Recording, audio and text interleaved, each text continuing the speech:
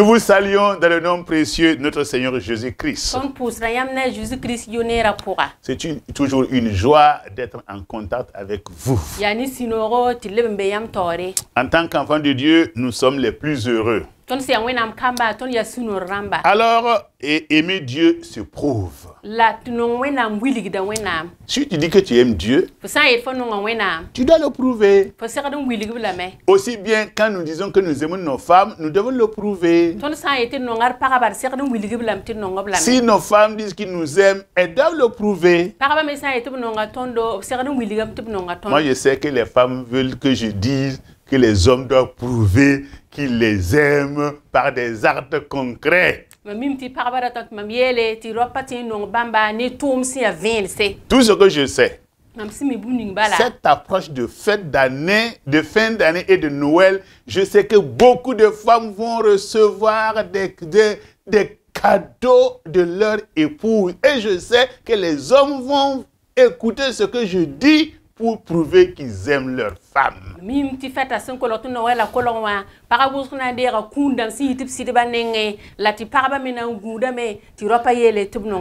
Amen. Alors donc, notre lecture se trouve dans 1 Jean, chapitre 3, verset 18. Beaucoup de gens me posent la question pourquoi moi j'ai toujours le sourire quand je prêche.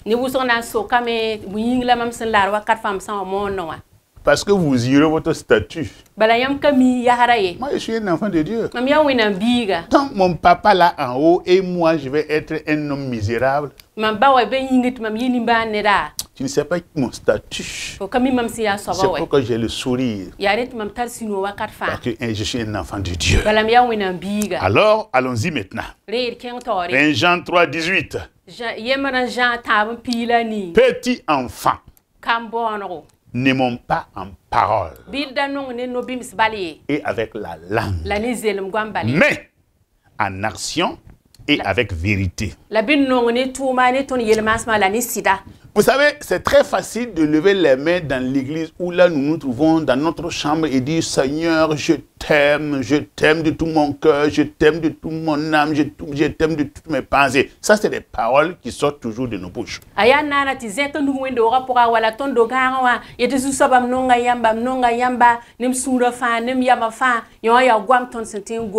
Je connais des couples qui disent qu'ils s'aiment mais ils dorment chambre séparée.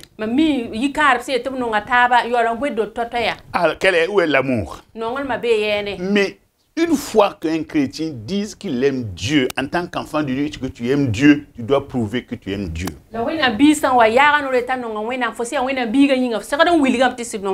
Si nous avons de l'amour pour Dieu, alors cela doit se vérifier d'une manière ou d'une autre.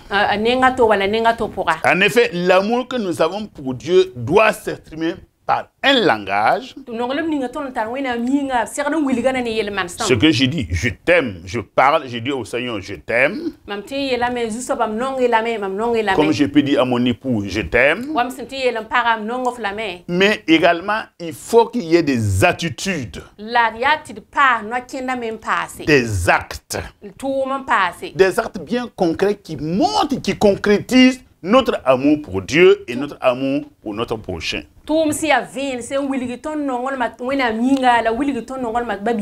Je vous dis une chose. Dire que nous aimons Dieu, c'est une chose. N'est-ce pas? C'est très facile de dire je t'aime. Je me rappelle bien, il y a un jeune qui avait dit à sa fiancée, oh je t'aime.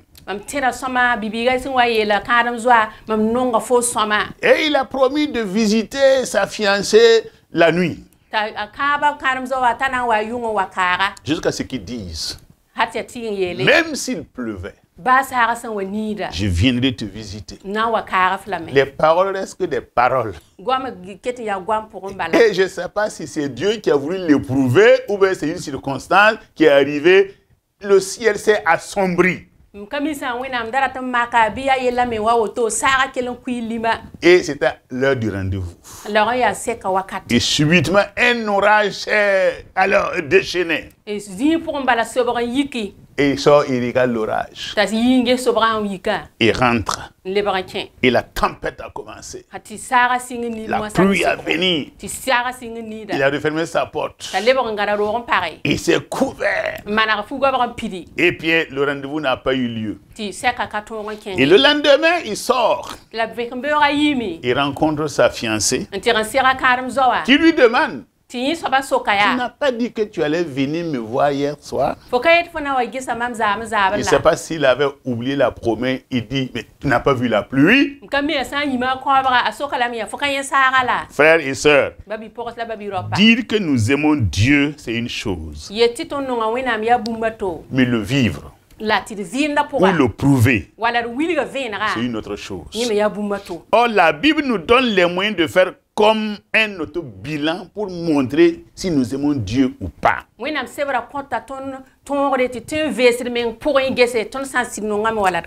En réalité, les paroles restent des paroles. Les paroles restent que des mots. Lorsque nous ne faisons rien pour les matérialiser. Souvent, nous avons donné des barres d'alliance pour dire à la femme, là, voilà, je t'aime. Et nous concrétisons notre amour par la bague. Je me rappelle bien, il y a eu une année, je pense, il y a une trentaine d'années, je suis allé à un mariage. C'est la première fois que je vois un mariage où la bonne dame là a pris sa robe et puis la jambe au cou pour courir. Alors j'étais au mariage, c'était pendant la réception. Nous étions ensemble, c'est à Gouin, au secteur 9. Pourtant, à l'église, ils ont juré devant le pasteur que je t'aime. Que rien ne peut nous séparer si ce n'est que la mort. Et puis ils ont cité tout ce qui se disait. Soit dans la pauvreté, soit la richesse, la maladie, la bonne santé, je t'aimerai. Non, pas sur ce qui s'est pendant la réception. Et c'était un militaire. Et nous étions autour de la table. Et tout de suite, la table de la réception s'est renversée. La même bouche qui a dit les heures qui passaient, je t'aime de tout mon cœur, rien ne peut nous séparer si ce n'est que la mort là. J'ai vu, c'est une gifle qui est partie sur la femme. Et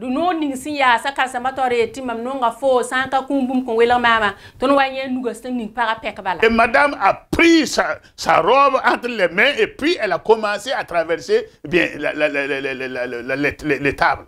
Et le monsieur est pour chasse poursuite. Ben, on ne sait pas jusqu'à aujourd'hui ce qui s'est passé. Regardez l'amour. On a parlé, mais concrètement, ça ne s'est pas réalisé. Les paroles restent des mots. Parce qu'il faut faire quelque chose pour matérialiser notre amour. Il faut savoir, frères et sœurs, vous qui êtes en contact avec nous, quel que soit le type de relation que nous avons avec quelqu'un, il est obligatoire de poser des actes qui vont dans le sens de nos sentiments l'un vers l'autre. Je sais que quand je dis à ma femme que je l'aime, elle attend à ce que je prouve. Ou quand elle dit qu'elle m'aime, j'attends qu'elle prouve. Et c'est vrai que les amitiés que les jeunes ont eues l'un envers l'autre l'ont toujours demandé: si tu m'aimes, prouve que tu m'aimes.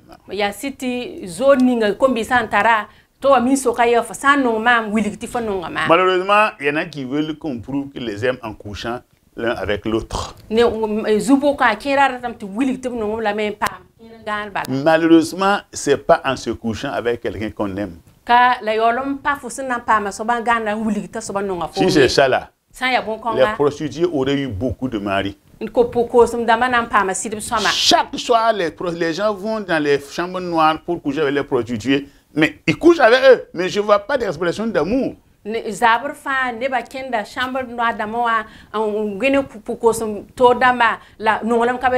L'amour, c'est pas le sexe. L'amour est plus que cela. Mais pour que nous puissions démontrer, aujourd'hui je ne parle pas d'amour humain, mais je parle de notre amour pour Dieu. Donc je ne vais pas rentrer dans les détails de l'amour entre deux hommes et une femme et un homme.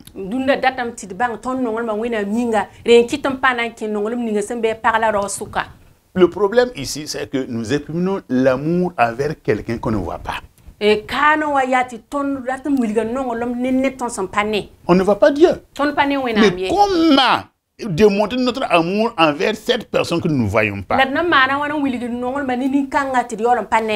Mais nous concrètement, nous ne voyons pas Dieu. Mais nous savons exactement que Dieu existe. Nous sommes persuadés qu'il est présent dans nos vies. Il est présent dans nos vies et cela est au-delà d'une présence physique. Alors, je voulais dire que notre relation avec Dieu, c'est un moyen pour lui démontrer notre amour. Alléluia. Matthieu chapitre 22 verset 38 dit: tu aimeras le Seigneur ton Dieu de tout ton cœur, de toute ton âme et de toute ta pensée. C'est le premier et le plus grand commandement. Et ce verset est clair en ce qui concerne la manière dont tu peux lui démontrer ton amour. De tout ton cœur. Signifie qu'il ne doit y avoir de la place dans ton cœur que pour Dieu. Là qu'il s'agit de vénérer ou d'adorer, tu dois prouver que c'est cette personne à la première place dans ton cœur.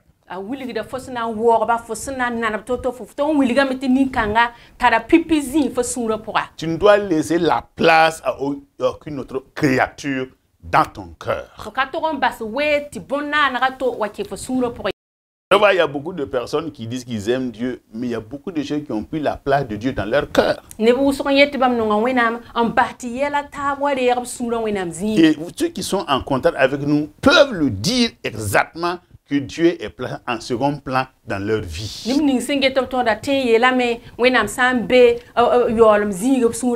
Quand tu regardes certaines personnes, vous allez voir qu'ils privilégient leur activité ou comment on appelle, ou des soirées créatives ou des passions au détriment de Dieu. Comme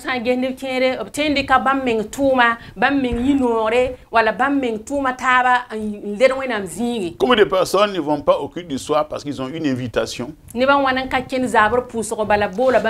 choses passagères, des choses qui n'ont pas de valeur, et ils s'excusent pour ne pas venir au culte. Moi,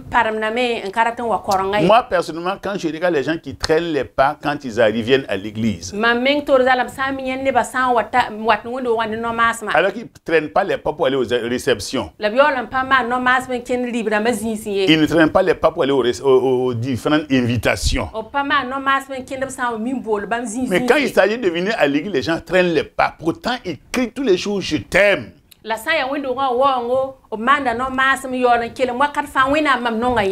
Nous devons placer Dieu en première place. C'est pourquoi il t'a demandé d'aimer Dieu de toute ta pensée. C'est-à-dire de ne penser qu'à lui dans toutes les situations, bonnes ou mauvaises. Quand je lis, quand je parle, je pense aux 3 jeunes Hébreux qui ont dit: Même si Dieu ne nous sauve pas. Même si Dieu ne nous sauve pas. Nous n'allons pas adorer l'idole. Effectivement, jusqu'à ce qu'on les a jetés dans la fournaise.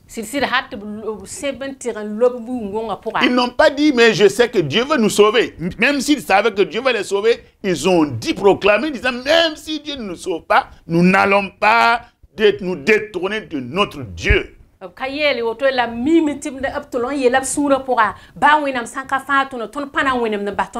Effectivement, c'est ce qu'ils ont fait. Et l'apôtre Paul vient encore nous dire, c'est passionnant quand tu vois ces hommes de Dieu qui proclament leur amour pour Dieu. Paul dit que ce soit par ma mort, par ma vie, Christ est ma vie. Et la mort m'est un gain. Il ne fait pas cas de sa vie. Non, il dit mourir, vivre, ça n'a pas d'importance. J'aime Dieu. Et il a expérimenté, et nous avons les écrits de la vie de Paul.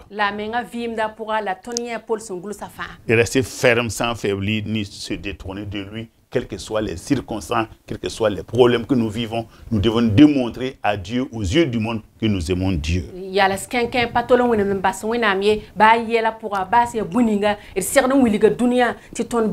Même quand tout s'effondre autour de nous comme Job. Même tout s'effondre. Nous perdons nos enfants, nous perdons nos biens. Notre santé se détériore. Et Job reste stoïque qu'il aime son Seigneur. C'est une preuve d'amour. Je me pose souvent la question, est-ce que j'aime Dieu quand tout va bien, ou bien je peux dire la même expression que j'aime Dieu quand tout ne va, quand rien ne va dans ma vie.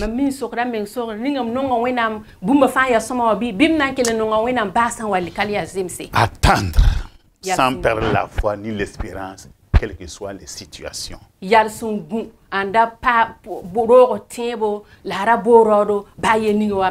Surtout quand les promesses que Dieu nous a faites tardent à venir. Comme pour le cas d'Abraham. Aussi bien est une démonstration de l'amour que Abraham a démontré envers Dieu. Même quand les promesses ont duré, quand les promesses ont tardé, quand il a pris de l'âge et que sa femme a vieilli, il a espéré toujours que Dieu est capable d'accomplir ses promesses. Je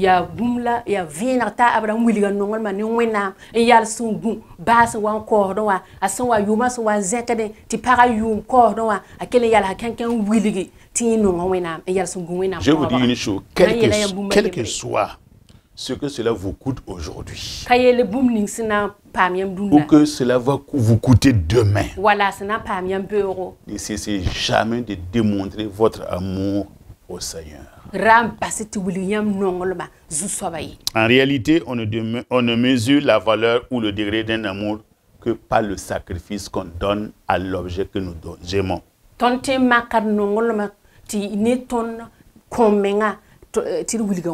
Alléluia. Je me rappelle bien une fois, je vous ai toujours raconté cela quand j'étais en France à mes études. Il faut dire qu'on ne peut pas démontrer l'amour sans sacrifice. Non, non, non. Quand tu ne peux pas faire un sacrifice, démontrer ton amour là, tu ne peux pas. Regardez Abraham. Dans ta vieillesse, on te donne un enfant. Et on dit que cet enfant-là, c'est l'enfant de la promesse. Et que Dieu va faire une génération entière à partir de cet enfant. Eh bien, et cet enfant, Dieu dit après, eh bien, il faut me le redonner. Va le sacrifier pour moi. Moi, j'allais me dire, aujourd'hui, nous allons menacer Satan. Arrière de moi, Satan. Ça, c'est pas Dieu. Au nom de Jésus. Regardez-moi Satan. Et on va faire le tour des prophètes pour dire prier pour moi parce que Satan est venu me tenter. Mais Abraham aimait tellement Dieu qu'il n'a même pas fait cas à sa femme. Moi je sais. Si Abraham avait dit ça à sa femme, ils vont taper les fesses là et dire à Abraham, toi tu ne connais pas la douleur de l'enfant. Toi tu n'as pas porté l'enfant dans ton sein pendant 9 mois. Toi tu as eu ton plaisir, c'est tout. Donc, je ne accepterai pas. Mais Abraham n'a pas fait cas, il a démontré à Dieu qu'il l'aimait en allant jusqu'à Morisha, au point qu'il dit, l'enfant lui demande même, voilà le bois, voilà le feu, mais où est l'animal?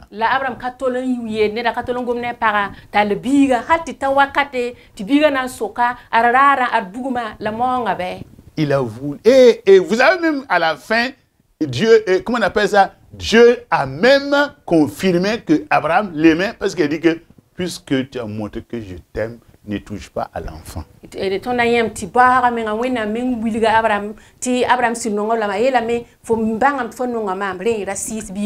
Dieu a pourvu.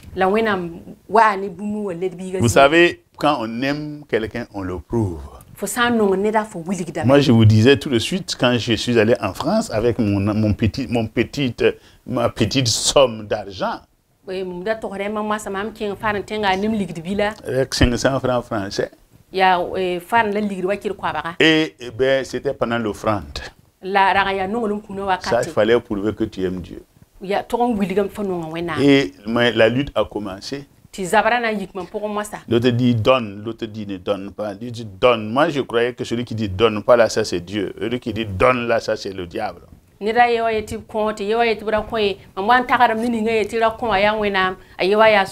Et vous savez, Dieu me dit, c'est dans ça là pour que tu m'aimes. Je n'ai pas d'espérance, il n'y a rien d'autre que je puisse compter pour avoir de l'argent alors que je vais rester une année.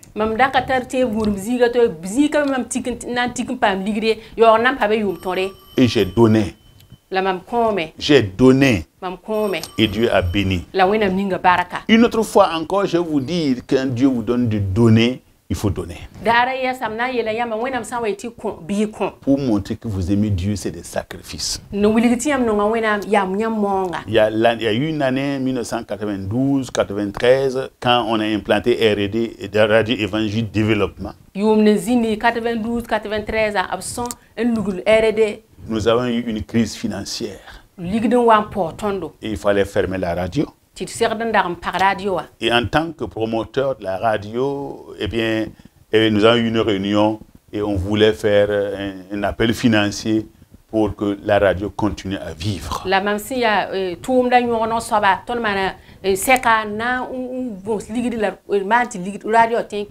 Eh bien, quand on a réuni les responsables d'église, Mamadou, pasteur, Mamadou, mon papa, Mamadou Kamori, était là en tant que président du conseil d'administration. Quand je parle, c'est qu'on peut vérifier.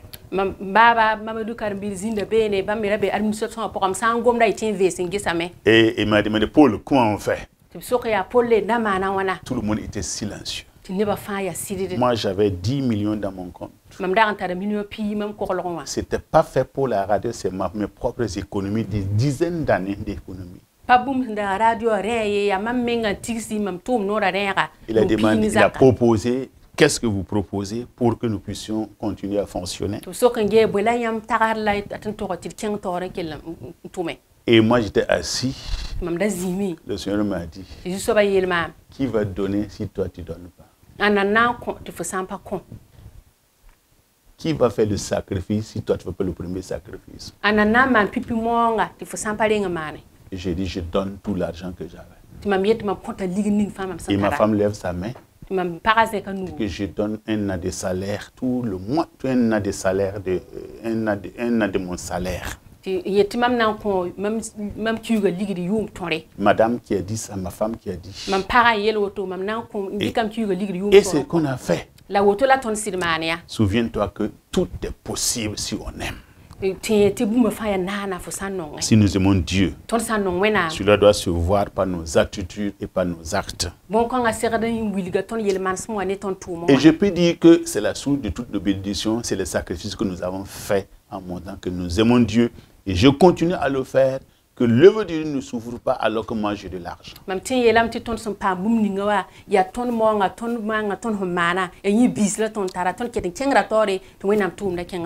Jésus a dit dans Jean 14, 15, si vous m'aimez, gardez mes commandements. Jean 14, verset 23 dit, si quelqu'un m'aime, il gardera ma parole et mon Père l'aimera. Suivez-moi bien. Nous viendrons à lui et nous ferons notre demeure chez lui. Quand je prêche, je regarde encore l'attitude, la veuve de Sarepta, qui a donné à Dieu avant lui-même. Frères et sœurs, malgré qu'elle a donné tout ce qu'elle avait au prophète, la nourriture n'a pas manqué. Je vous dis aujourd'hui, pendant que je vous parle, de mettre Dieu au premier plan dans votre vie. Vous allez voir son action dans votre vie. Par vos attitudes, par tout ce que vous faites, montrez à Dieu qu'il a la première place dans votre vie. On ne doit pas avoir d'excuses quand c'est pour aimer Dieu ou pour servir Dieu. La veuve, c'est Dieu avant sa famille. Je demande de servir Dieu avant ta famille. Privilégie l'œuvre de Dieu avant les autres choses.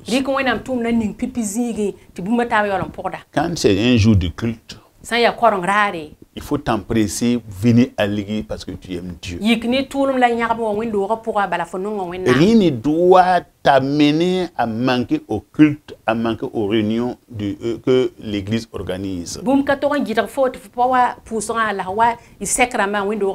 Même si c'est cas de maladie. Je peux vous dire une chose. Souvent, ma tension va arriver à 18 ou 19. Mais le jour quand je monte sur la chair, eh bien, la tension se stabilise.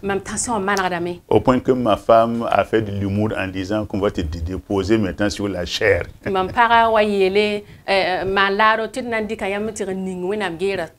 Tu vas aller dormir là-bas. Quand je suis dans la présence de Dieu, je me sens bien. Quand je fais un sacrifice à Dieu, Dieu fait au-delà de ce que j'attends de lui ou ce que je lui demande. Je voudrais que d'ici la fin de cette année, vous puissiez montrer plus votre amour pour Dieu. Que sa grâce soit avec vous. Au nom de Jésus. Amen.